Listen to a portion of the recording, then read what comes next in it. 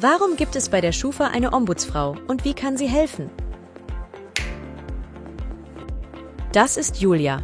Sie ist 24 Jahre alt und hat gerade ihren ersten Job als Lehrerin angetreten. Und jetzt möchte sie sich ein neues Auto kaufen. Julia möchte gerne in Raten bezahlen. Vor der Vertragsunterzeichnung wird vom Autohaus eine Bonitätsauskunft bei der Schufa eingeholt. Die endet für Julia aber mit einem unerwarteten Ergebnis. Ein negativer Eintrag aufgrund von Zahlungsstörungen in der Vergangenheit sorgt dafür, dass die Finanzierung nicht zustande kommt. Julia ist überrascht und ziemlich aufgebracht. Wie kann das sein? Sie geht der Angelegenheit nach und fordert bei der Schufa eine kostenlose Datenkopie an. Die Antwort der Schufa bestätigt den negativen Eintrag. Julia grübelt und sie erinnert sich. Während ihrer Studienzeit hat Julia eine Rechnung bei einem Online-Kauf versehentlich zunächst nicht bezahlt. Daraufhin wurde ein Inkasso-Unternehmen beauftragt. Da sie die offene Rechnung spät überwiesen hat, hat sich ihre Zahlung mit der zweiten Mahnung überschnitten.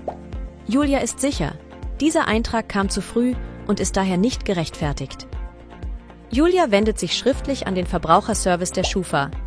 Aber der teilt ihr mit, dass die Löschung des Eintrags nicht möglich ist. Julia akzeptiert die Antwort des Schufa-Verbraucherservice nicht.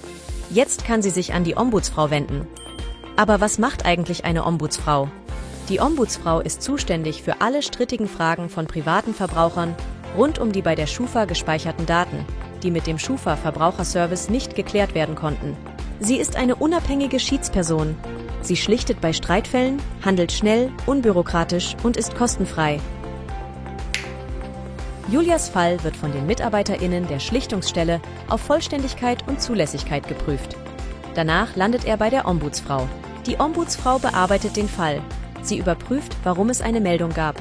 Sie holt die Stellungnahme der Schufa ein. Sie begutachtet die Ausführungen von Julia und macht einen Schlichtungsvorschlag. In Julias Fall hat sich herausgestellt, dass der Eintrag tatsächlich gelöscht werden muss.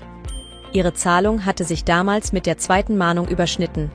Der negative Eintrag war daher unzulässig und muss gelöscht werden. Das Ergebnis teilt die Ombudsfrau Julia schriftlich mit. Die Schufa löscht den Eintrag und informiert Julia. Julia freut sich. Dem Kredit und damit dem neuen Auto steht nun nichts entgegen.